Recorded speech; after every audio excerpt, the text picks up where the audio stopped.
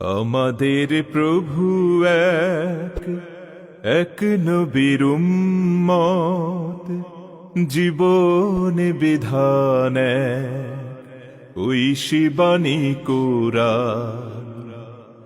আমাদের প্রভু এক এক নবীর উম্মত, জীবনে বিধান এক, ওই শিবানী কুরআন।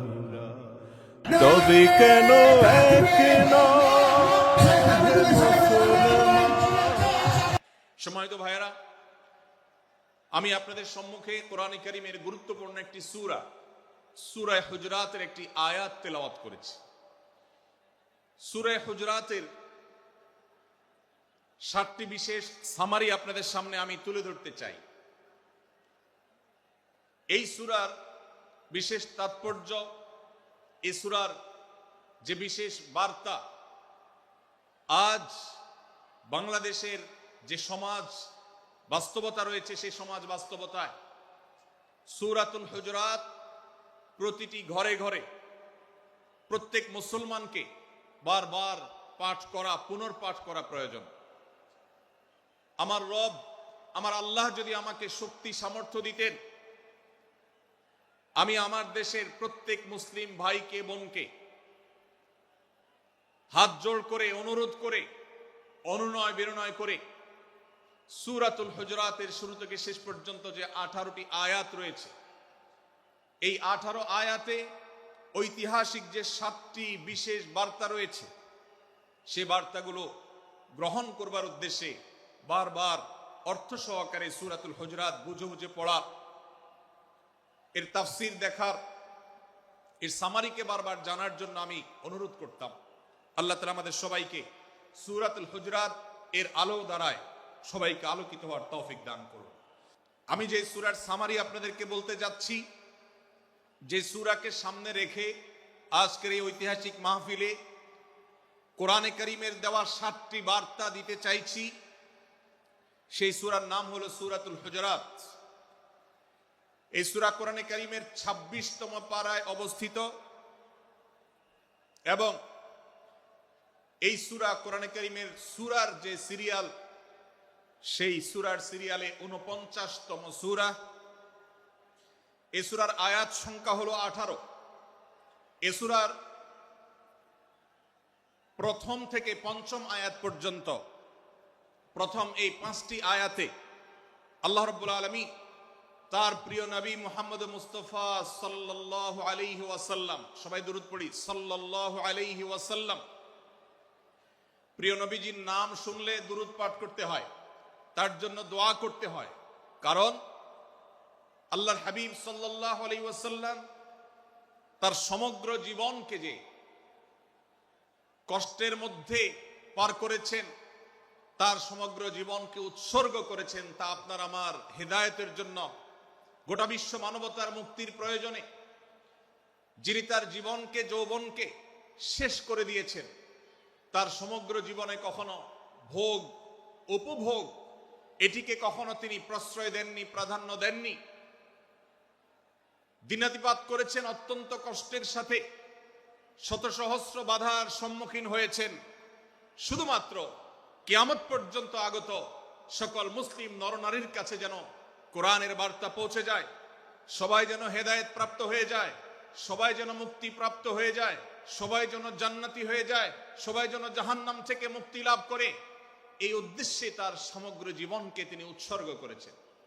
আমাদের হেদায়েতের জন্য, আমাদের কল্যাণের পথে আহ্বানের জন্য, আমাদের জান্নাতে নেওয়ার জন্য, যার সমগ্র জীবনে কখনো ভোগ উপভোগকে প্রশ্রয় দেননি, কষ্টে নিপতিত হয়েছেন, তিনি চাইলে মক্কার রাজত্ব করতে পারতেন, তিনি চাইলে মক্কার সবচেয়ে ভোগী মানুষ হতে পারতেন, কিন্তু সেটা না করে তিনি যে ত্যাগের দৃষ্টান্ত স্থাপন করেছেন, প্রিয় নবী মুহাম্মদ সাল্লাল্লাহু আলাইহি সাল্লামের সেই অবদানের স্বীকৃতি স্বরূপ আমরা তার নাম যখনই শুনবো সাল্লাল্লাহু আলাইহি সাল্লাম বলে, তার প্রতি আল্লাহর রহমত যেন, অনুগ্রহ যেন নাজিল হয়, সেজন্য দোয়া করব।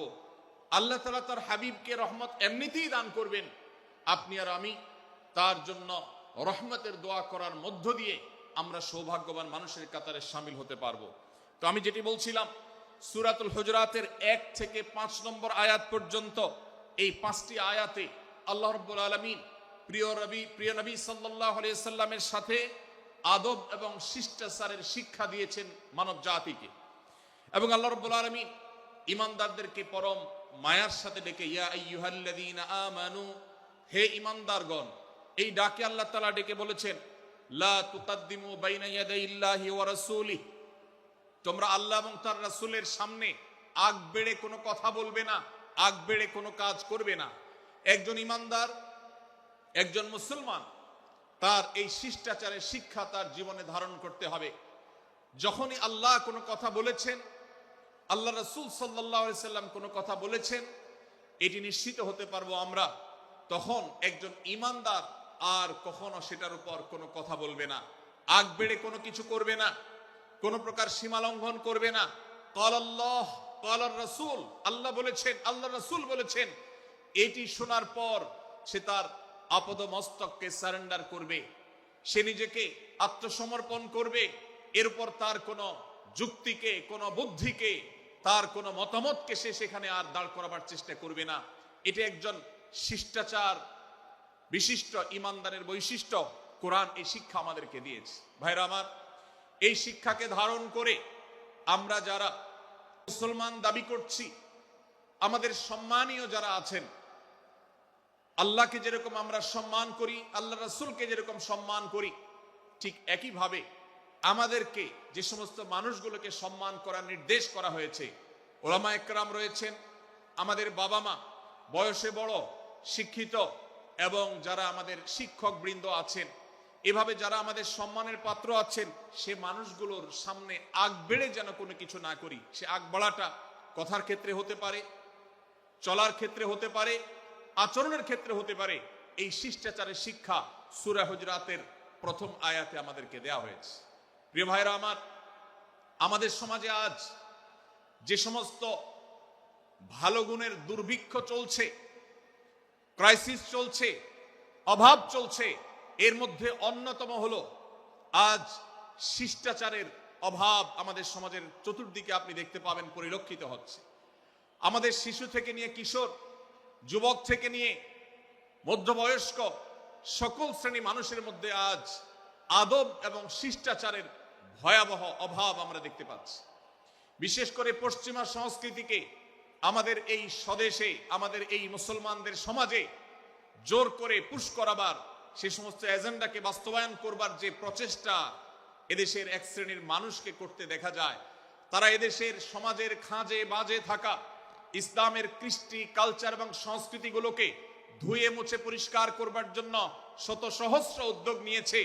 আমাদেরকে কোরআনের শিক্ষা ধারণ করে, কোরআনের শিক্ষাকে প্রচার করে, কোরআনের শিক্ষাকে প্রতিষ্ঠিত করে ব্যক্তির মধ্যে, ঘরে, পরিবারে, সমাজে, রাষ্ট্রে, সংবিধানে, আইনে, সংসদে, সর্বত্র কোরআনের শিক্ষাকে বাস্তবায়ন করে সেই সমস্ত বিন্দেশী অপসংস্কৃতি চাপিয়ে দেওয়ার ষড়যন্ত্রকে মোকাবেলা করতে হবে ইনশাআল্লাহ। ভাইরা আমার, আর সেজন্য সূরা হুজুরাতের এই শিষ্টাচারের শিক্ষা আমাদের জীবনে খুবই গুরুত্বপূর্ণ। আমরা যখনই কোনো সম্মানীয় ব্যক্তির কাছে আমরা থাকব, তাদের কথার উপরে কথা বলা, তাদের সাথে তর্ক করা, তাদের সামনে আগ বেড়ে কথা বলা, এমনকি তারা যখন চলবেন তাদের সামনে সামনে হাঁটা, এই সবগুলো কোরআনের এই শিষ্টাচারের যে শিক্ষা আছে এর পরিপন্থী। প্রিয় নবী সাল্লাল্লাহু আলাইহি সাল্লামের সময়কার একটি ঘটনা, এক ব্যক্তি তার বাবার সাথে হেঁটে যাচ্ছিলেন, বোঝা যাচ্ছিল না যে তাদের মধ্যে বাবাকে সন্তানকে। অনেক সময় বাপ সন্তানের বাহ্যিকভাবে দেখে বোঝা যায় না, এরকম কোনো কোনো ক্ষেত্রে হয়। জিজ্ঞেস করা হলো তাদেরকে, তোমাদের মধ্যে বাবাকে সন্তানকে? বলা হলো যে অমুক বাবা, অমুক সন্তান। তখন নির্দেশনা দেওয়া হলো যে সন্তান তার হাঁটা এবং চলার মধ্য দিয়ে এই বিনয়ের প্রকাশ ঘটাতে হবে, আনুগত্যের প্রকাশ ঘটাতে হবে, সম্মান এবং শ্রদ্ধার প্রদর্শন করতে হবে, যার মধ্য দিয়ে বোঝা যায় যে কে সন্তান আর কে বাবা। এর জন্য জিজ্ঞেস করতে না হয়। আজ আমাদের যারা তরুণ আছি, আমরা যুবক আছি, আমরা অনেকেই পশ্চিমা সংস্কৃতি দ্বারা প্রভাবিত হয়ে আমরা শিষ্টাচারের এই গণ্ডি এবং সীমানা পার হয়ে চলে গেছি। কোরআন আমাদেরকে শিষ্টাচারের শিক্ষা দিচ্ছে যে আমরা সিনিয়রদের সামনে বিনয়ের সাথে আচরণ করব, তাদের সামনে সামনে চলা থেকে বিরত থাকব, যথাসম্ভব তাদেরকে অনুসরণ করার চেষ্টা করব, তাদের সাথে কথা হবে, তাদের আগ বেড়ে কথা হবে না, তাদের কোনো জিজ্ঞাসা থাকলে সেটার উত্তর হবে বিনয়ের সাথে। এই শিষ্টাচারের শিক্ষা আমাদেরকে দেয়া হয়েছে। এবং একইভাবে সূরা হুজুরাতের প্রথম বার্তার মধ্যে নবী সাল্লাল্লাহু আলাইহি সাল্লামের সাথে আরেকটি শিষ্টাচার শেখানো হয়েছে, তা হলো আল্লাহ রাব্বুল আলামিন আমাদের কণ্ঠকে, আমাদের আওয়াজকে, আমাদের কথাকে নবী সাল্লাল্লাহু আলাইহি সাল্লামের কথার চাইতে যেন আগ বেড়ে না যায়, তার চাইতে যেন উঁচু কণ্ঠে আমরা কথা না বলি, তার চাইতে যেন উচ্চ স্বরে কথা না বলি, সেই শিক্ষা দিয়েছেন, সেই শিষ্টাচারের শিক্ষা আমাদেরকে দেওয়া হয়েছে।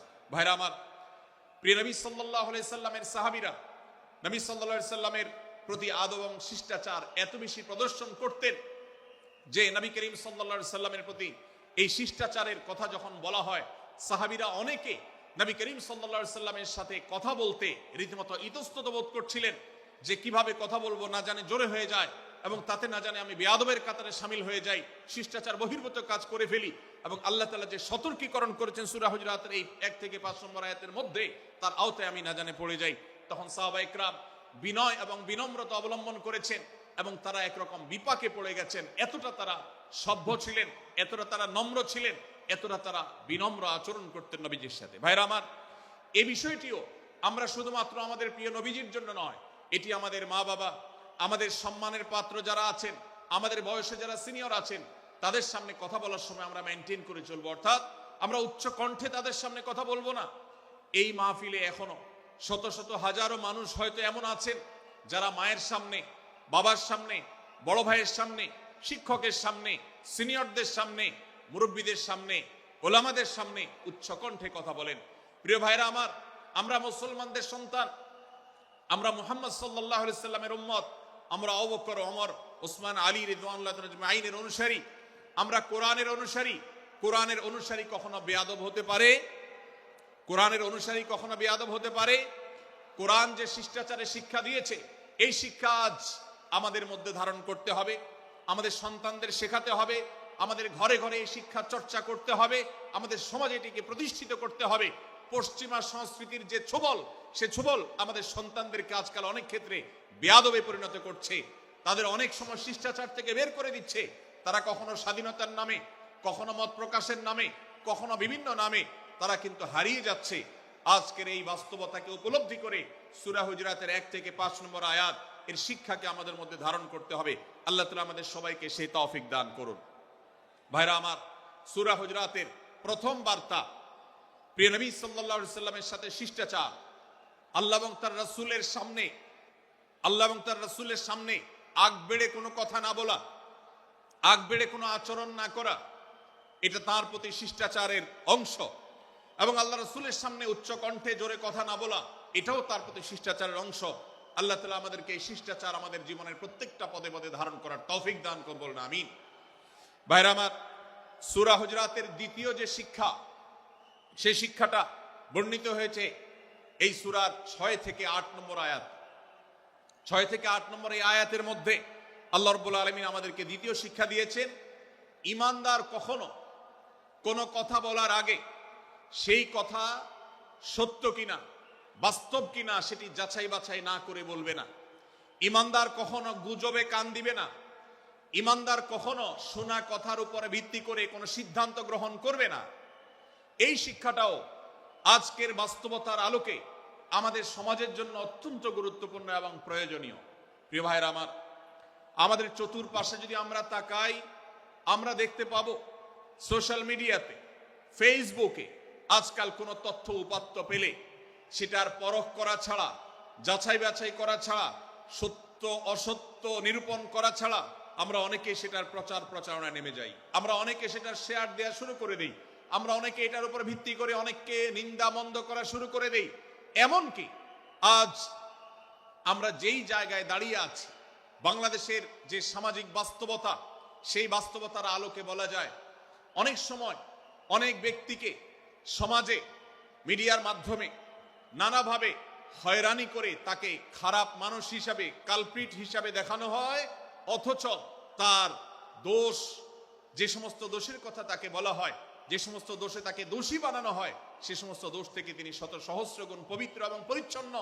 ভাইরা আমার, আজকের এই বাস্তবতায় আমাদেরকে বিশেষ করে লক্ষ্য রাখতে হবে যে আমরা যেই কোনো মূল্যে যেই কোনো ভাবে যেন কোনো প্রকার গুজবে কান না দেই, আমরা যেন গুজব থেকে বেঁচে থাকি। আল্লাহ তাআলা আমাদেরকে তৌফিক দান করুন। 6 থেকে 8 নম্বর আয়াত যদি আপনি পাঠ করেন সূরা হুজুরাতের, আপনি দেখতে পাবেন সেখানে আল্লাহ রাব্বুল আলামিন ঈমানদারদেরকে যেই কোনো সংবাদ, যে কোনো তথ্য, বিশেষ করে অনির্ভরযোগ্য সূত্র থেকে যখন পাবে, ফাসিক থেকে যখন শুনবে, যার ভিতরে আল্লাহর ভয় নাই সেরকম মানুষ থেকে যখন পাবে, সেই সংবাদ তথ্য উপাত্ত যাচাই করা ছাড়া সেই সংবাদ যেন বলে না বেড়ায়। আপনি শহরে যান কিংবা গ্রামে, শিক্ষিত দেখুন কিংবা অশিক্ষিত, সর্বশ্রেণীর মানুষের মধ্যে আজ এই ব্যাধি দেখতে পাবেন চরম আকার ধারণ করেছে। কারোর ব্যাপারে কোনো নেগেটিভ কথা শুনেছেন, কোনো মন্দ কথা শুনেছেন, সে কথার প্রচার প্রচারণা শুরু করে দেন। সেটা কি সঠিক কিনা, সেটা কি সত্য কিনা, সেটা কি যথার্থ কিনা, সেটা কোনো প্রপাগান্ডা কিনা, সেটা কোনো মিথ্যাচার কিনা, সেটা কোনো গুজব কিনা, এটা যাচাই করার প্রয়োজন অনুভব করে না। অথচ আমরা সেই মুহাম্মদ সাল্লাল্লাহু আলাইহি সাল্লামের উম্মত, যে মুহাম্মদ সাল্লাল্লাহু আলাইহি সাল্লাম আমাদেরকে সতর্ক করেছেন, কাফা বিল মারই কাযিবান আন ইউহাদ্দিসা বিকুল্লি মা সামিআ, কোন ব্যক্তি যা শুনে সেটাই যদি বলে বেড়ায়, তথ্য উপাত্ত যাচাই না করে, সেটাকে ভালো করে যাচাই বাছাই না করে, সেটাকে অনুসন্ধান না করে, সত্য সত্য নিরূপণ করবার চেষ্টা না করে, তাহলে সে মিথ্যাবাদী হওয়ার জন্য যথেষ্ট। এজন্য আজকের এই মাহফিল থেকে আমরা অঙ্গীকার করে যাব, আজকের এই মাহফিল থেকে আমরা নিয়ত করে যাব, এই মজলিসে বসে এই মুহূর্তে নিজে নিজে সংকল্প করব, আমার জীবনে সোশ্যাল মিডিয়া কিংবা ফেসবুকে, ইউটিউবে অথবা অফলাইনে আমার বাস্তব জীবনে আমি কখনো কোনো মানুষ সম্পর্কে যে কোনো তথ্য উপাত্ত পেয়ে ভুল কোনো ধারণা, মন্দ কোনো ধারণা কারো প্রতি পোষণ করব না। কোনো তথ্য উপাত্ত যদি পাই, কোনো সংবাদ যদি পাই অনির্ভরযোগ্য সূত্রে, তাহলে সেক্ষেত্রে সেটা যাচাই বাছাই করা ছাড়া আমি সেটাকে বিশ্বাস করতে যাব না। এটাই হলো আমাদের ঈমানের দাবি। ভাইরা আমার, একজন ঈমানদার এতটা সরল হবে না যে যা শুনবে সে সেটাকে বিশ্বাস করে বসবে। একজন ঈমানদার এতটা বাস্তবতা থেকে দূরে থাকবে না যে তিনি তার পাওয়া কোনো সংবাদকে অনুসন্ধান করবে না। আল্লাহ তাআলা আমাদের সবাইকে সূরা হুজুরাতের এই দ্বিতীয় শিক্ষাটাকে আমাদের জীবনে ভালো করে ধারণ করার তৌফিক দান করুন। আল্লাহ বলেছেন, ইয়া আইয়ুহাল্লাযীনা আমানু, হে ঈমানদারেরা, ইন জাআকুম ফাসিকুম বিনাবাইন ফাতাবায়ানু, তোমাদের কাছে কোনো ফাসিক, যার মধ্যে আল্লাহর ভয় নেই, এরকম কোন মানুষ যদি কোন সংবাদ উপস্থাপন করে, এমনকি গণমাধ্যমেও যদি কোনো সংবাদ প্রচারিত হয়, সংবাদদাতার মধ্যে যদি আল্লাহর ভয় না থাকে, সে যদি টাকার বিনিময়ে কারোর চরিত্র হনন করতে পারে, সে যদি অ্যাডভার্টাইজ পেয়ে কোনো কোম্পানির হয়ে দালালি করতে গিয়ে অন্য কারোর বিরুদ্ধে কোনো মিথ্যাচার করে, সে যদি বিদেশিদের এজেন্ডা বাস্তবায়ন করতে গিয়ে আলেম সমাজের চরিত্রকে কলঙ্কিত করে, কোনো ভালো মানুষকে দোষী হিসাবে সাব্যস্ত করে, তো আল্লাহ তাআলা আমাদেরকে সতর্ক করেছেন, ফাতাবায়ানু, সেই সংবাদ সত্য কিনা আমাদেরকে যাচাই করতে হবে। আন তুসিবু কওমান বিজাহালাহ ফাতুসবিহু আলা মা ফাআলতুম নাদিমিন, যদি আমরা যাচাই বাছাই না করে যা শুনি সেটাকে বিশ্বাস করতে থাকি, তাহলে আমরা এক সময় লজ্জিত হতে হবে, অনুতপ্ত হতে হবে আমাদের এই ভুল অবস্থানের কারণে। এজন্য ভাইরা, আজকের এই মাহফিল থেকে আমরা প্রতিশ্রুতি নিজের সঙ্গে নিজে দিয়ে যাব যে আমরা কখনো কোনো তথ্য উপাত্ত পেলে, কোনো সংবাদ পেলে, সেটাকে বিশেষ করে কারোর চরিত্র সম্পর্কিত যদি হয়, কারোর সম্পর্কে নেগেটিভ যদি হয়, তাহলে সেটাকে বিশ্বাস করবার আগে ভালো করে অনুসন্ধান করব। যতক্ষণ আমি নিশ্চিত না হব ততক্ষণ পর্যন্ত সেটার প্রচার করব না। আল্লাহ তাআলা আমাদের সবাইকে কোরআনের এই শিক্ষাটাও আমাদের জীবনে ধারণ করবার তৌফিক দান করুন। ভাইরা আমার, তৃতীয় যে শিক্ষা সূরা হুজুরাতের, সেটি হলো আল্লাহ রাব্বুল আলামিন সূরা হুজুরাতের 9 এবং 10 নম্বর আয়াতে ঈমানদারদের মধ্যে যদি কখনো মতভিন্নতা, মতপার্থক্য, যে এটা যদি মারামারিতে পরিণত হয়, ঈমানদারদের মধ্যে যদি কখনো দুই পক্ষ গন্ডগোল এবং ফাসাদের মধ্যে লিপ্ত হয়ে যাওয়ার মতো দৃশ্যের অবতারণা হয়, তাহলে আমরা যেন আমাদের মুসলমান ভাইদের ঘর পোড়ার মধ্যে আলু পোড়া দিতে না যাই। আমরা যেন আমাদের মুসলমান ভাইদের মধ্যকার বিভেদকে আরো বৃদ্ধি করতে সহায়তা না করি। আমরা যেন মীমাংসার পথ অবলম্বন করি। আমরা যেন তাদের মধ্যকার সম্পর্কের যে অবনতি হয়েছে সেটাকে দূর করবার চেষ্টা করি।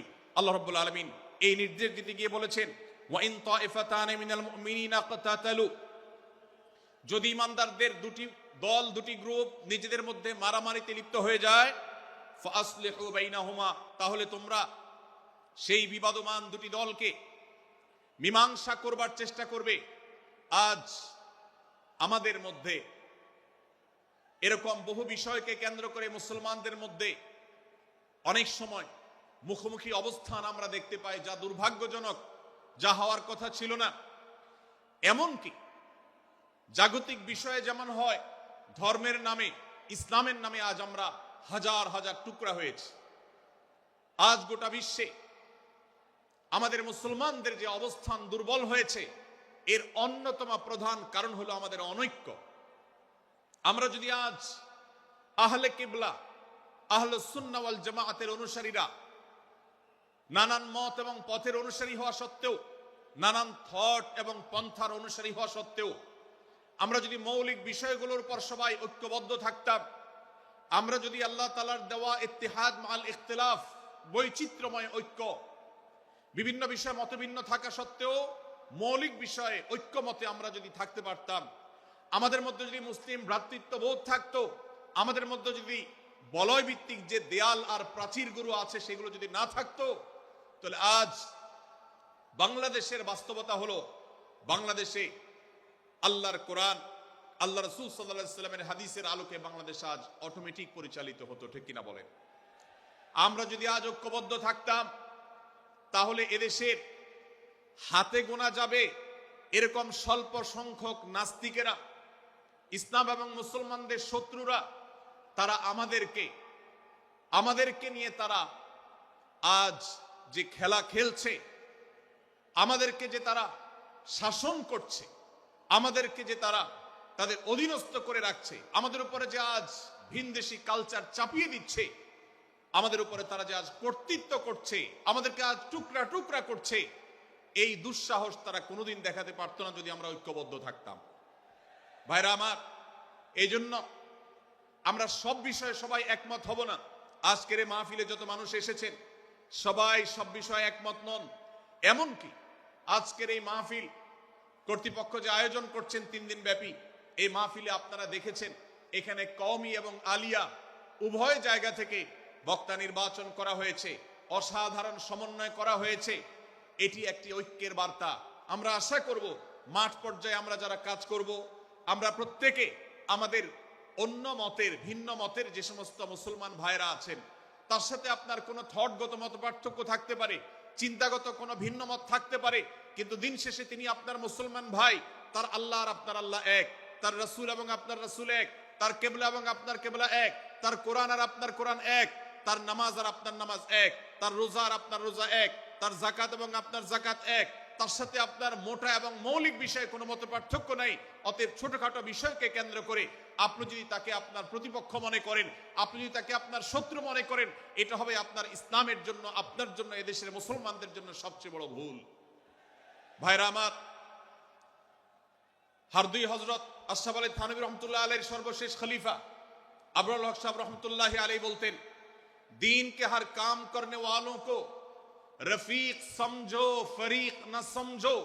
যারাই আল্লাহর দ্বীনকে বুলন্দ করবার জন্য, যারাই আল্লাহর দ্বীনকে সেবা দেওয়ার জন্য, খেদমত করার জন্য কাজ করছে, তার পদ্ধতি তোমার থেকে ভিন্নতর হতে পারে, তাকে তুমি তোমার বন্ধু মনে করো, সহযাত্রী মনে করো, পথযাত্রী মনে করো, সহযোদ্ধা মনে করো, তোমার প্রতিপক্ষ মনে করবে না।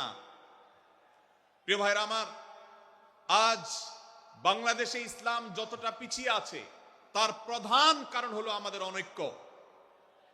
আজ আমরা যদি আমাদের মধ্যকার যে সমস্ত দেয়াল এবং প্রাচীরগুলো, অদৃশ্য প্রাচীরগুলো উঠে আছে, যেগুলো আমাদের মুসলিম ভ্রাতৃত্বকে ভেঙে খান খান করে দিয়েছে, টুকরো টুকরো করে দিয়েছে, যদি আজ আমরা সে সমস্ত অদৃশ্য প্রাচীরগুলো দূরে সরাতে পারতাম, আমার ভিন্ন মতের ভাইকে যদি আমার ভাই মনে করতে পারতাম, তার যদি আমি কল্যাণকামী হতে পারতাম, আল্লাহর কোরআনের ঘোষণা অনুযায়ী এই মুসলমানদের ঐক্যবদ্ধ শক্তিকে দমাবার শক্তি পৃথিবীর কারোর নাই, কারোর নাই, কারোর নাই।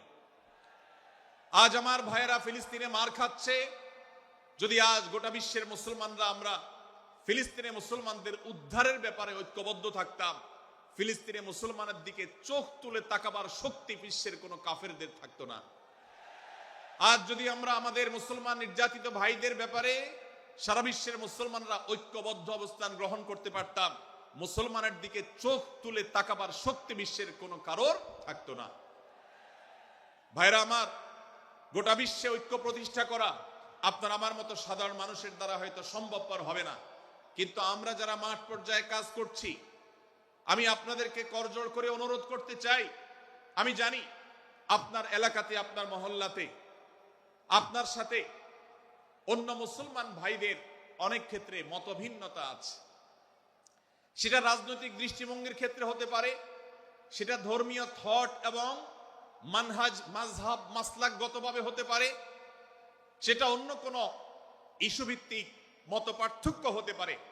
আল্লাহর জন্য, আল্লাহর ওয়াস্তে, আল্লাহর ওই আয়াতকে মেনে আমল করার চেষ্টা করি আমরা। আল্লাহ বলেছেন, ওয়া'তাসিমু বিহাবলিল্লাহি জামিআন ওয়া লা তাফাররাকু, তোমরা আল্লাহর রশিকে সবাই ঐক্যবদ্ধভাবে আঁকড়ে করে ধরো, ঐক্যবদ্ধভাবে আল্লাহর রশিকে আঁকড়ে ধরো, তোমরা পরস্পর বিচ্ছিন্ন হয়ে যেও না। আমরা অনেক ফরজের কথা শুনেছি, নামাজ রোজা ফরজ আমরা জানি, বাবা মার প্রতি সদ্ব্যবহার করার ফরজের কথা আমরা জানি, আত্মীয়তার সাথে সুসম্পর্ক, আত্মীয়তার বন্ধন রক্ষার কথা আমরা জানি, ফরজ হওয়ার কথা জানি, কিন্তু মুসলমানদের ঐক্যবদ্ধ থাকতে হবে এই ফরজের কথা আমরা অনেকেই জানি না।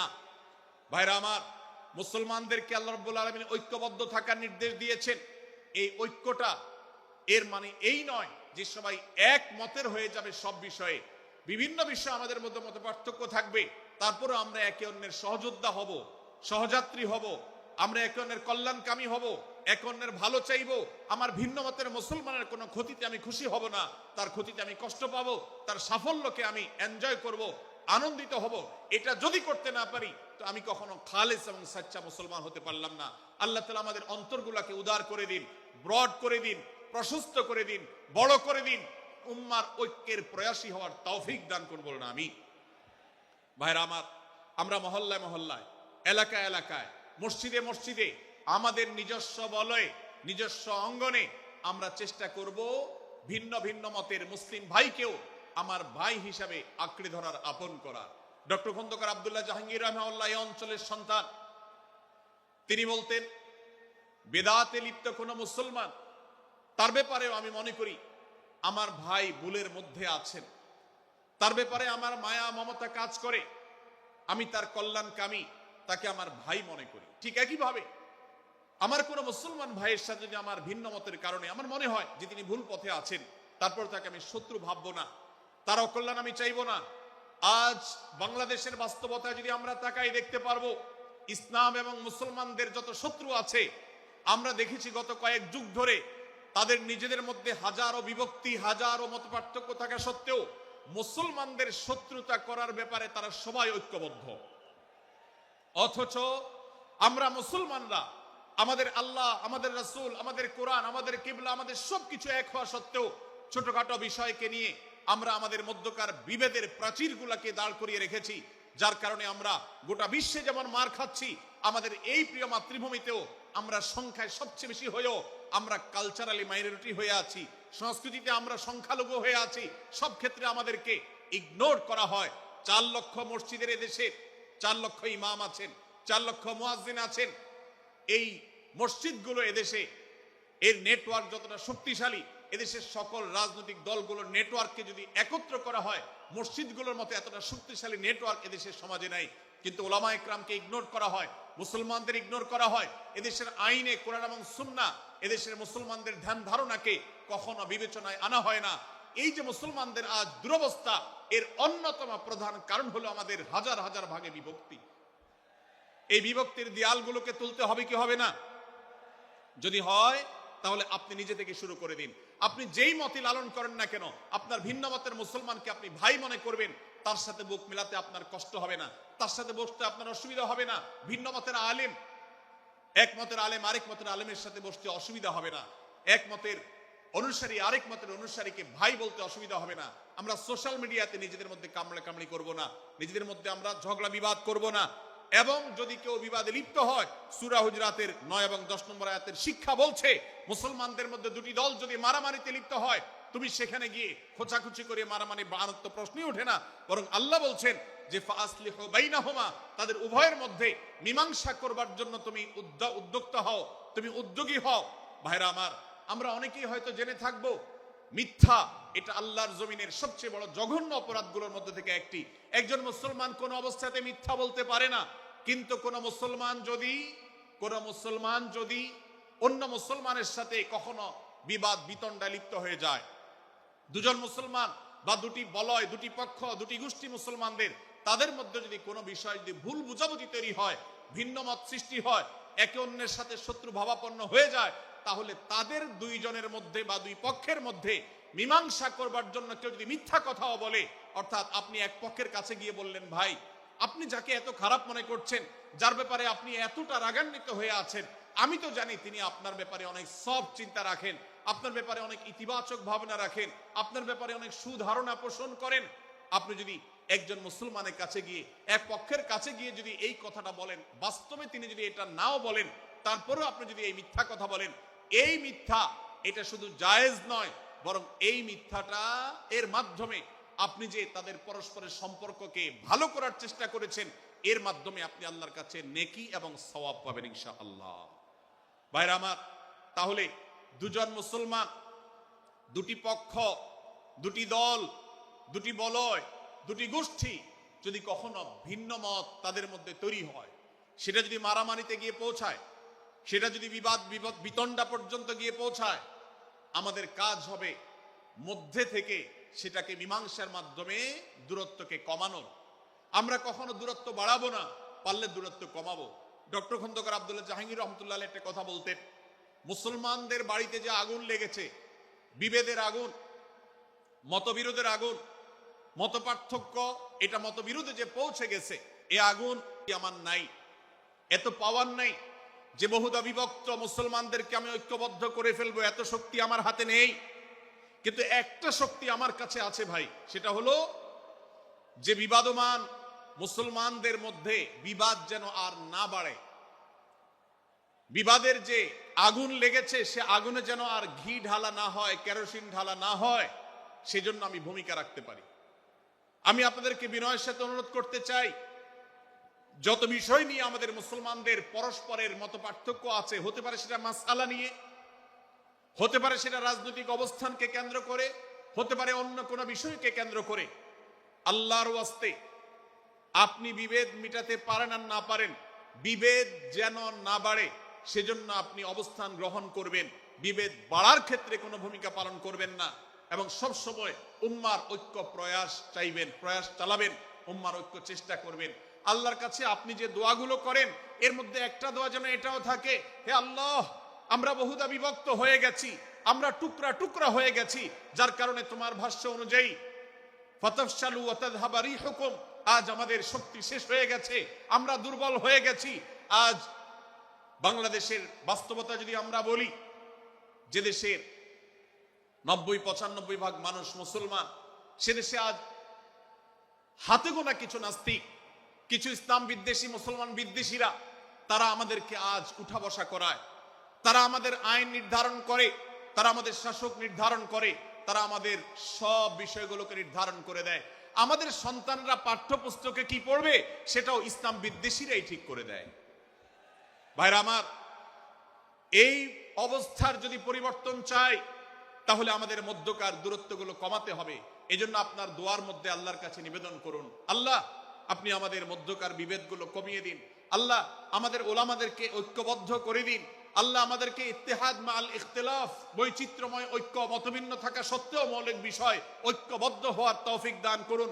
সীসাঢালা প্রাচীরের মতো আমাদেরকে কাঁধে কাঁধ মিলিয়ে আল্লাহ এবং তার রাসূল সাল্লাল্লাহু আলাইহি সাল্লামের আদেশ নিষেধকে ব্যক্তি, সমাজ, পরিবার, রাষ্ট্রে সর্বত্র বাস্তবায়নের জন্য কাজ করার তৌফিক দান করুন। আমরা আমাদের দোয়ার মধ্যে মুসলমানদের ঐক্যের জন্য দোয়া করব তো ইনশাআল্লাহ। আল্লাহ তাআলা আমাদেরকে সেই তৌফিক দান করুন। ভাইরা আমার, তাহলে সূরা হুজুরাতের 3য় শিক্ষা বলছিলাম, 9 থেকে 10 নম্বর আয়াতে আল্লাহ রাব্বুল আলামিন মুসলমানদের মধ্যে যদি কখনো বিবাদ বিতণ্ডা, মারামারি, হানাহানি সৃষ্টি হয়, তাহলে সেটিকে মীমাংসা করবার কথা বলেছেন। অতএব যদি কোনো স্বামী স্ত্রীর মধ্যেও কখনো মনোমালিন্য তৈরি হয়, আপনার যদি সেখানে ভূমিকা রাখবার সুযোগ থাকে, আপনি চেষ্টা করবেন উভয়ের মধ্যে দূরত্বটা কমাবার জন্য। আমরা অনেকে আজকাল নামাজ কালাম পড়ি, রোজা রাখি, দাড়ি রাখি, অনেক ভালো ভালো কথা বলি, অথচ দুজনের মধ্যে গন্ডগোল লাগলো, আমরা সেখানে এক পক্ষ হয়ে আরেক পক্ষকে আমরা খেপিয়ে তুলি। পারলে অনেকে চগলখড়ি করেন, প্রত্যেক পক্ষের কাছে গিয়ে অপর পক্ষের ব্যাপারে মিথ্যা কথা বলে তাদের মধ্যে ভেজাল কারো বাড়িয়ে দেন। এই জন্য নবী সাল্লাল্লাহু আলাইহি ওয়াসাল্লামের ঐতিহাসিক হাদিস রয়েছে, লা ইয়াদখুলুল জান্নাতা নাম্মাম, যে ব্যক্তি চগলখড়ি করে, দুজনের মধ্যকার গন্ডগোল ফাসাদ বৃদ্ধিতে যে ব্যক্তি ভূমিকা রাখে, ভেজাল লাগায়, এই চগলখোর কখনো জান্নাতে যাবে না। আমাদের অনেকেরই এই দুঃস্বভাব আছে, এই খারাপ চরিত্র আছে। সূরা হুজুরাত, এই জন্য আমাদের আজকের যে সমাজ বাস্তবতা আছে, আমাদের যে ব্যাধি আছে ব্যক্তিগত পর্যায়ে, আমাদের পরিবারের সমাজের সর্বত্র যে ব্যাধিগুলো ছেয়ে গেছে, সূরা হুজুরাতের প্রতিটি আয়াত যেন সেই ব্যাধির সবচেয়ে বড় মহৌষধ, সেজন্য সবচেয়ে বড় প্রতিষেধক, সেজন্য সবচেয়ে বড় সমাধান। এই জন্য আমি বলেছি শুরুতে, আমার যদি আল্লাহ শক্তি সামর্থ্য দিতেন, প্রত্যেক মুসলমানের হাতে পায়ে ধরে সূরা হুজুরাতের 18টি আয়াত, প্রত্যেকটি আয়াত আমি আমার মুসলমান ভাইদেরকে বলতাম, বারবার পড়ুন, বারবার পাঠ করুন, বোঝার চেষ্টা করুন, জীবনকে পরিবর্তন করুন। এদেশে নামাজি মুসলমান আপনি কম বেশি পাবেন, এদেশে রোজাদার মুসলমান কম বেশি পাবেন, এদেশে হজ আদায়কারী মুসলমান কম বেশি পাবেন, এদেশে তাসবিহরত মুসলমান কম বেশি পাবেন, কিন্তু এদেশে আচার আচরণ, কাজ কারবার, আখলাক এবং বান্দার হক এবং অধিকার, অন্যের অধিকার সংশ্লিষ্ট বিষয়ে সচেতন মুসলমান আপনি খুব বেশি পাবেন না। আর এই জন্যই আমাদের জান্নাতের পথে অনেক বড় অন্তরায় হয়ে আছে। আজ আমাদের চরিত্রগুলো নষ্ট হয়ে গেছে। আমরা নামে মুসলমান, আমরা চগলখড়ি করি, আমরা নামে মুসলমান, দুজনের মধ্যে গন্ডগোল সৃষ্টি করে দেই। গন্ডগোল আগে থেকে সৃষ্টি থাকলে সেটাকে বাড়াবার চেষ্টা করি। আমরা নামে মুসলমান, আমাদের শিষ্টাচার নাই, আদব নাই, লেহাজ নাই। এই জন্য সূরা হুজুরাতের প্রতিটি আয়াত আমাদেরকে শিক্ষা দেয়। আল্লাহ তাআলা আমাদের সকলকে এই শিক্ষাগুলো আজকের এই মাহফিল থেকে আমাদের বুকের ভেতরে পরম যত্ন সহকারে নিয়ে যাওয়ার এবং আমাদের জীবনকে পরিবর্তন করার তৌফিক দান করুন। ভাইরা আমার, তৃতীয় এই শিক্ষাটি শেষ করে আমি বলতে চাচ্ছি, চতুর্থ আয়াতে আল্লাহ রাব্বুল আলামিন আমাদেরকে বলেছেন, আমরা যেন কেউ কাউকে নিয়ে বিদ্রূপ না করি, ব্যঙ্গ না করি, কেউ কাউকে যেন বাজে নামে না ডাকি, কেউ যেন কাউকে খোঁচাখুচি না করি, কেউ যেন কারোর নাম বিকৃত করে তাকে না ডাকি। ভাইরা আমার, এই আয়াতটি আমি শুরুতে তেলাওয়াত করেছি। আল্লাহ বলেছেন, ইয়া আইয়ুহাল্লাযীনা আমানু লা ইয়াসখার কওমুম মিন কওমিন আসা আন ইয়াকুনু খায়রাম মিনহুম। হে ঈমানদারেরা, হে মুসলমানেরা, তোমাদের কেউ যেন অন্য কারোর নাম ধরে অন্য কাউকে ব্যঙ্গ বিদ্রূপ ঠাট্টা না করে। আমরা একে অন্যকে নিয়ে ঠাট্টা করি কি করি না? বিদ্রূপ করার রোগ আমাদের মধ্যে আছে না নাই? ভাইরা আমার, জাগতিক বিষয় তো আছেই, এমনকি দুর্ভাগ্যজনক বাস্তবতা হলো ধর্মের নামে, ইসলামের নামে একদল মুসলমান অপর দল মুসলমানকে নিয়ে হাসি, ব্যঙ্গ, বিদ্রূপ, রাশাহাসি এবং নাম বিকৃত করা এবং খোঁচাখুচি করা, এই কাজগুলো আমাদের মধ্যে আছে না নাই? আমরা যারা ইসলামের খেদমত মনে করে আমার ভিন্ন মতের, ভিন্ন দলের মুসলমানকে খোঁচাখুচি করি, আমরা যারা আল্লাহর খেদমত মনে করে, ইসলামের সেবা মনে করে, দাওয়াতের কাজ মনে করে, ইসলাম প্রচার মনে করে ভিন্ন মতের অন্য দলের মুসলমানকে নিয়ে ব্যঙ্গ বিদ্রূপ আর হাসাহাসি করি, তাদেরকে সোশ্যাল মিডিয়াতে, অনলাইনে, অফলাইনে তুচ্ছ তাচ্ছিল্য করি, আল্লাহর শপথ করে বলছি, এটা ইসলামের সেবা নয়, এটা হলো প্রবৃত্তির পূজা, এটা হলো আপনার নফসের পূজা, এটা হলো আপনার প্রবৃত্তির গোলামি করা, এটা আল্লাহর গোলামি নয়, এটা ইসলামের খেদমত নয়, এটা ইসলামের 12টা বাজানো। ভাইরা আমার, কোন অবস্থাতে একজন মুসলমান অন্য মুসলমানকে নিয়ে ব্যঙ্গ বিদ্রূপ করতে পারে না। আমার মুসলমান ভাই যদি কোনো ভুল কথা বলে, ভুল কাজ করে, আমি যথাযথ নিয়মে তাকে সংশোধনের চেষ্টা করব, সমালোচনা করার দরকার হলে সেটাও করব, কিন্তু হাসাহাসি নয়, বিদ্রূপ নয়, ব্যঙ্গ করা নয়। আজ আমাদের তরুণদের মধ্যে এটা একটা আর্টে পরিণত হয়েছে। আপনারা রোস্টিং ভিডিওর কথা কম বেশি সবাই জেনে থাকবেন। রোস্টিং ভিডিওর কথা আপনারা জানেন কি জানেন না? ভাইরা আমার, রোস্টিং ভিডিও নামটা দেখেন, অর্থাৎ কাউকে রোস্ট করা। আমরা মুরগি রোস্ট করার কথা জানি, এখন মানুষ রোস্ট করার সিস্টেম শুরু হয়েছে। একজন মানুষের কোনো ভুল কিছু পেয়েছেন, অবশ্যই আপনি সমালোচনা করবেন। আপনি একজন মুসলমান হিসেবে জানতে হবে কারোর ভুলের সমালোচনার মূলনীতি আছে। মূলনীতি আছে না নেই? কোরআন এবং সুন্নাহর বাতানো যে প্রিন্সিপাল, সেটাকে লক্ষ্য করে, সেটাকে আমলে নিয়ে, সেটাকে ধরে ধরে যদি আপনি সমালোচনা না করেন, তাহলে আপনার এই সমালোচনা এটাই আপনাকে জাহান্নামে নেওয়ার কারণ হতে পারে। ভাইরা আমার, আপনি কাউকে রোস্ট করার নামে, কাউকে সমালোচনা করার নামে, হতে পারে কেউ ভুল করেছেন, কিন্তু সেটা করতে গিয়ে যদি তার অধিকার নষ্ট করেন, আপনি সীমা ছাড়িয়ে চলে যান, আপনি যদি ব্যঙ্গ বিদ্রুপ করে হারামের পর্যায়ে চলে যান, তাহলে সূরা হুজরাতের আয়াতের আলোকে আপনি কবিরা গুনাহে লিপ্ত হলেন। আমরা অনেকে আছি যে ব্যক্তিগত পর্যায়ে এই বিদ্রুপ করাটাকে আমরা কোনো বিষয় মনে করছি না। সোশ্যাল মিডিয়াতে অনেকগুলো ভিডিও ক্লিপ আছে, আপনাদের চোখে নিশ্চয়ই পড়েছে, আমার চোখে বহু পড়েছে, যে অনেক সময় দেখা যায় বিনোদনের নামে কাউকে খোঁচাখুচি করা, কাউকে অপমান করা, কাউকে হয়তো ধাক্কা দিয়ে পানিতে ফেলে দেয়া, কাউকে কষ্ট দেয়া, কাউকে হয়তো প্রতারিত করা, এটাকে আমরা এনজয় করি। অনেক ভিডিও ক্লিপে দেখা যায় এভাবে কাউকে কোনোভাবে অপমানিত করে, কাউকে কোনোভাবে ধোকা দিয়ে বোকা বানিয়ে আমরা এনজয় করি, আমরা হাসাহাসি করি।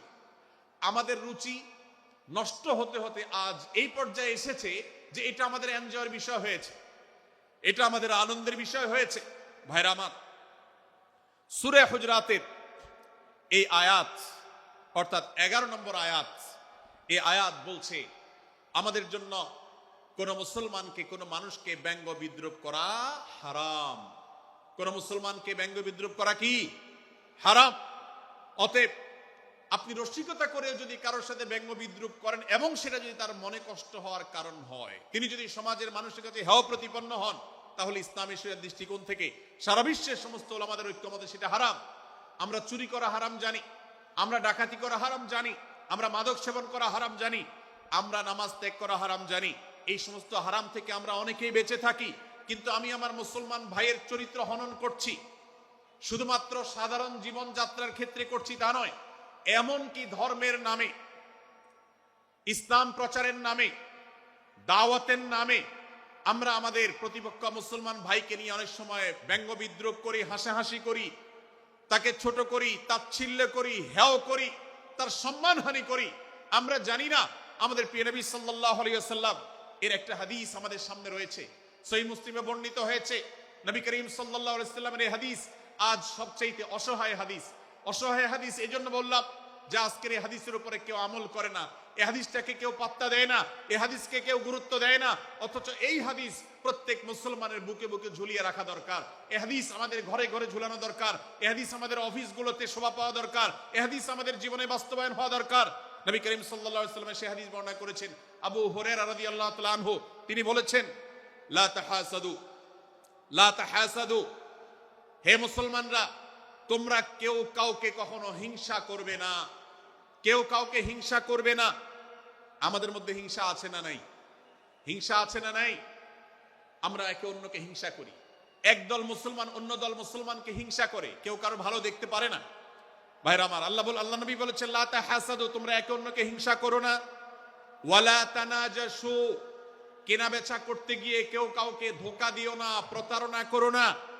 ওয়ালা তাবাগাদু, তোমরা একে অন্যের সাথে শত্রুতা বিদ্বেষ পোষণ করবে না। ওয়ালা তাদাবারু, তোমাদের কেউ যেন কারোর পেছনে লেগে না থাকে, কাউকে অবজ্ঞা যেন না করে। ওয়ালা ইয়াবি আহাদুকুম আলা বাই'i আখিহি, এবং তোমাদের কেউ যেন আরেকজনের কেনাবেচার উপরে সেখানে ইন্টারফেয়ার করে সে যেন সেখানে কোনো প্রকার ক্ষতিগ্রস্ত কাউকে না করে। ওয়াকুনু ইবাদাল্লাহি ইখওয়ানা, হে মুসলমানরা, তোমরা আল্লাহর বান্দা, ভাই ভাই হয়ে থাকো। তোমাদের মধ্যে মত পার্থক্য থাকুক, দলগত মত পার্থক্য, অবস্থানগত মত পার্থক্য, থটগত মত পার্থক্য, মাযহাব মাসলাবগত মত পার্থক্য থাকুক, কিন্তু তোমরা আল্লাহর বান্দা, ভাই ভাই হয়ে থাকো। এক দলের মুসলমানকে আল্লাহ তাআলা ভাই ভাই হতে বলেন নাই, এক গ্রুপের মুসলমানকে আল্লাহ ভাই ভাই হতে বলেন নাই, এক বলয়ের মুসলমানকে আল্লাহ ভাই ভাই হতে বলেন নাই, নিজ দলের মুসলমানের সাথে আল্লাহ ভাই ভাই থাকতে বলেন নাই। আল্লাহ বলেছেন সকল মুসলমানদের সাথে ভাই ভাই হয়ে থাকার জন্য, ভ্রাতৃত্বের বন্ধনে থাকার জন্য। এইজন্য আল্লাহ নবী সাল্লাল্লাহু আলাইহি ওয়াসাল্লাম সেই নির্দেশ করেছেন। আল্লাহ নবী সাল্লাল্লাহু আলাইহি ওয়াসাল্লাম আরো বলেছেন, আল মুসলিমু আখুল মুসলিম, মুসলমান মুসলমানের ভাই, লা ইয়াজলিমুহু ওয়ালা ইয়াখযুলুহু, কোন মুসলমান কোন মুসলমানকে জুলুম করতে পারে না, তার আইল ঠেলতে পারে না, তার জমি দখল করতে পারে না, তার অধিকার নষ্ট করতে পারে না, তাকে কথা দিয়ে অত্যাচার করতে পারে না। ওয়ালা ইয়াখযুলুহু, তাকে অপমানিত করতে পারে না, লাঞ্ছিত করতে পারে না। ওয়ালা ইয়াকযিবুহু, তার সাথে মিথ্যা বলতে পারে না। ওয়ালা ইয়াহকিরুহু, তাকে তাচ্ছিল্য করতে পারে না। আত্তাকওয়া হাহুনা, আত্তাকওয়া হাহুনা, আত্তাকওয়া হাহুনা। নবীজি তিনবার নিজের বুকের দিকে তাকিয়ে দেখিয়েছেন, তাকওয়া এখানে, তাকওয়া এখানে, তাকওয়া এখানে। আমাদের অন্তরকে ভালো করতে হবে, সমস্ত মুসলমানদের জন্য উদার হতে হবে, কলিজাকে বড় করতে হবে, মনটাকে ব্রড করতে হবে, প্রশস্ত করতে হবে, অন্য মুসলমানকে ভাই মনে করতে হবে। কোন ভিন্ন মতের মুসলমানের সাথে শত্রুতা পোষণ করা যাবে না। ভাইরা আমার, অতএব এই হাদিসকে সামনে রেখে এই হাদিসের শেষ অংশে নবী সাল্লাল্লাহু আলাইহি ওয়াসাল্লাম বলেছেন, আল মুসলিমু কুল্লুল মুসলিমি আলাল মুসলিমি হারামুন দমুহু ওয়া মালুহু ওয়া ইরদুহু। এক মুসলমানের জন্য অন্য মুসলমানের তিনটি জিনিসকে আল্লাহ তাআলা হারাম করে দিয়েছেন। কোন মুসলমানের রক্ত এটা প্রবাহিত করা, কাউকে হত্যা করা যেরকম হারাম, কোন মুসলমানের সম্পদ অন্যায়ভাবে আপনি ভোগ করবেন, দখল করবেন, মেরে দিবেন, এটা হারাম। ঠিক একইভাবে কোন মুসলমানের সম্মান নষ্ট করবেন, ইজ্জত নষ্ট করবেন, সম্ভ্রম নষ্ট করবেন, অপমান করবেন, এটাকে আল্লাহ তাআলা হারাম করেছেন। আল্লাহ তাআলা আমাদের সবাইকে অন্য মুসলমানদের ব্যাপারে এরকম দায়িত্বশীল ভূমিকা রাখার তৌফিক দান করুন, বলুন আমিন। ভাইরা আমার, সূরা হুজরাতের 4 নম্বর আয়াতের এই শিক্ষাকে ধারণ করে আমরা কারোর প্রতি ব্যঙ্গাত্মক আচরণ করব না। অনেক মুসলমান আছেন অন্য মুসলমানদের নাম ধরে ধরে বিদ্রুপ ব্যঙ্গ করেন, নাম বিকৃত করেন। অনেক সময় আমরা রসিকতা করেও আমাদের অনেকের নাম বিকৃত করি। আল্লাহ সুবহানাহু ওয়া তাআলা এটাকে হারাম করেছেন। এমনকি নবী সাল্লাল্লাহু আলাইহি ওয়াসাল্লাম বলেছেন, লা তাকুল লিকাসিরিন ইয়া কাসিরু। কোন খাটো বা বেটে মানুষকে হে বেটে, হে খাটো এরকম বলে ডেকো না। নবী সাল্লাল্লাহু আলাইহি ওয়াসাল্লাম বলেছেন, এভাবে ডাকলে তিনি অপমানিত হন। আল্লাহ তাকে এভাবে সৃষ্টি করেছেন। আমরা অনেক সময় দেখা যায় একে অন্যকে খোঁচা মারতে গিয়ে তার গায়ের রং কালো হলে, তিনি দেখতে আকারে ছোট হলে তাকে আমরা ব্যঙ্গ করি, বিদ্রুপ করি, তাকে আমরা তাচ্ছিল্য করি, তাকে আমরা অপমান করি, তাকে আমরা অপদস্থ করি। ভাইরা আমার, এটা আমাদের জন্য হারাম। আমি আবারও বলছি, চুরি হারাম আমরা জানি, ডাকাতি হারাম আমরা জানি, আমরা অন্যান্য হারামের কথা জানি, কিন্তু এই যে এক মুসলমান অন্য মুসলমানের অধিকার নষ্ট করা হারাম, এটা আমরা জানি না। এক মুসলমান অন্য মুসলমানের নাম বিকৃত করা হারাম, এটা আমরা জানি না। এই ব্যাপারেও আমরা দেখেছি যে আমরা যারা ইসলামের দাওয়াতের কথা বলি, কোরআন হাদিসের কথা বলি, তারাও দেখা যায় সোশ্যাল মিডিয়াতে, ফেসবুকে একদল মুসলমান অন্য দলের মুসলমানদেরকে নানা বাজে উক্তি দিয়ে ডাকাডাকি করে, বিকৃত নামে ডাকে, বিকৃত উপাধি দেয়, খারাপ কথা বলে, অমুকের দালাল তমুকের দালাল ইত্যাদি ধারণা করে কথা বলে। এই কাজগুলো হারাম, এগুলো আমরা কখনো করব না। 5 নম্বর যে শিক্ষা আছে সূরা হুজুরাতে, সেটা হলো 12 নম্বর আয়াতে আল্লাহ রাব্বুল আলামিন এখানে কুধারণা করাকে হারাম করেছেন, মন্দ ধারণা করতে আল্লাহ তাআলা নিষেধ করেছেন, এবং গীবত করতে, পেছনে লাগতে নিষেধ করেছেন। ভাইরা আমার, এই একটি আয়াত অর্থাৎ সূরা হুজুরাতের 12 নম্বর আয়াত, এই আয়াতটির শিক্ষা ধারণ করে যদি আমরা আমাদেরকে শুধরাতে পারি, সংশোধন করতে পারি, তাহলে ইসলামের মেইন যে কাজগুলো আছে, ঈমানকে বিশুদ্ধ করা এবং শিরক মুক্ত ঈমান আনা, 5 ওয়াক্ত নামাজ পড়ার পর, বান্দার হক আদায়ের পর, এই আয়াতটির পর আমল করলে আপনার জান্নাতে যাওয়ার সবচেয়ে বড় বাধা দূর হয়ে যাবে ইনশাআল্লাহ। ভাইরা আমার, যে আয়াতে আল্লাহ তাআলা আমাদেরকে কারো প্রতি মন্দ ধারণা করতে নিষেধ করেছেন, গীবত করতে নিষেধ করেছেন, কারো পেছনে লাগালাই করতে নিষেধ করেছেন, সেই আয়াতে আল্লাহ রাব্বুল আলামিন বলেছেন, ইয়া আইয়ুহাল্লাযীনা আমানু ইজতানিবু কাসীরাম মিনায-যন্ন। হে ঈমানদারেরা, হে মুসলমানরা, তোমরা কারোর প্রতি ধারণা, মন্দ ধারণা তোমরা করো না, এটা থেকে বিরত থাকো। অনেক ধারণা অর্থাৎ মন্দ ধারণা, এটা গুনাহ, এটা থেকে বিরত থাকো। ইন্না বা'দায-যন্নি ইসম। কারণ কিছু কিছু ধারণা অর্থাৎ যেগুলো মানুষের সম্পর্কে কোন তথ্য উপাত্ত ছাড়া নিছক ধারণা প্রসূত মন্দ ধারণা করা হয়, সেগুলো গুনাহের কারণ, সেগুলো অপরাধের কারণ, সেগুলো কবিরা গুনাহ, সেগুলো পাপাচার, সেগুলো আল্লাহর অসন্তুষ্টির কারণ, সেগুলো আল্লাহর অবাধ্যতার কারণ। এজন্য ভাই, কারোর প্রতি মন্দ ধারণা করা যাবে না। এক্ষেত্রে আমি জানি আমাদের ব্যক্তিগত পর্যায়ে কারোর ব্যাপারে কোনো কিছু কথা উঠেছে অথবা সামান্য একটা সন্দেহ তৈরি হয়েছে, আমরা তার চরিত্র নিয়ে টানাটানি করি। আমরা জানি না একজন মুসলমানের চরিত্রের মূল্য কত বড়। আমার কাছে সুস্পষ্ট প্রমাণ আসার আগ পর্যন্ত কোনো মুসলমানের চরিত্র নিয়ে আমার ব্লেম করবার কোনো অধিকার আমার নাই। এই জন্য একজন মুসলমান কখনো কারো প্রতি কুধারণা করবে না, মন্দ ধারণা পোষণ করবে না, খারাপ ধারণা পোষণ করবে না। আল্লাহ তাআলা আমাদেরকে এবং মুসলমানের সম্পর্কে খারাপ ধারণা করা থেকে বেঁচে থাকার তৌফিক দান করুন। সূরা হুজুরাতের 12 নম্বর আয়াতে আল্লাহ রাব্বুল আলামিন আমাদেরকে সূরা হুজুরাতের 5ম শিক্ষা দিয়েছেন। মুসলমানদের জন্য যা গুরুত্বপূর্ণ তা হলো আমরা কারোর প্রতি মন্দ ধারণা করব না।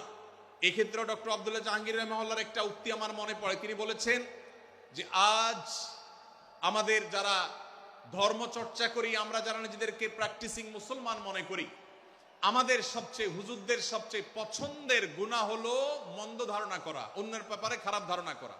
অমুক অমুকের দালাল, তমুক তমুকের দালাল, কোন তথ্য উপাত্ত ভিত্তি প্রমাণ ছাড়া নিছক ধারণার উপর ভিত্তি করে অন্য মুসলমান ভাইকে আমি এরকম নানা তকমা দিয়ে আমরা কবিরা গুনাহে লিপ্ত হচ্ছি। আমরা এই বদ ধারণা করা, মন্দ ধারণা করা যে কবিরা গুনাহ অনেকে জানি না, অনেকে অনেকের পেছনে লাগছি, অনেকের ওয়াজ শুনছি দোষ বাইর করার জন্য, স্ট্যাটাস পড়ছি ভুল বাইর করার জন্য।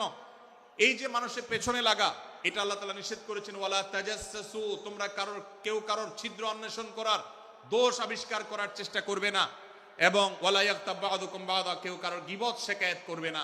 এই আয়াতে আমাদেরকে কেউ কারোর পেছনে পরনিন্দা করতে নিষেধ করেছেন। ইসলাম বলে আমরা মানুষের সামনে মানুষের ভুলের কথাগুলো বলবো বিনয়ের সাথে, যাতে তিনি সংশোধিত হন, আর তার পেছনে প্রশংসা করব। আমরা করি উল্টা, আমরা মানুষের সামনে এসে মানুষের প্রশংসা করি আর তার পেছনে গিয়ে তার দুর্নাম করি। ইসলামকে যদি আমরা মানতাম, সমাজটা সুন্দর হয়ে যেত।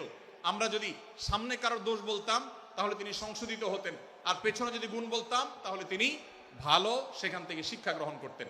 সূরা হুজরাতের 6 নম্বর শিক্ষা 13 নম্বর আয়াতে আল্লাহ তাআলা বলেছেন যে আমাদের সবার গোড়া কোত্থেকে এসেছে, আমাদের গর্বের কোনো বাহ্যিক কারণ নাই তাকওয়া ছাড়া।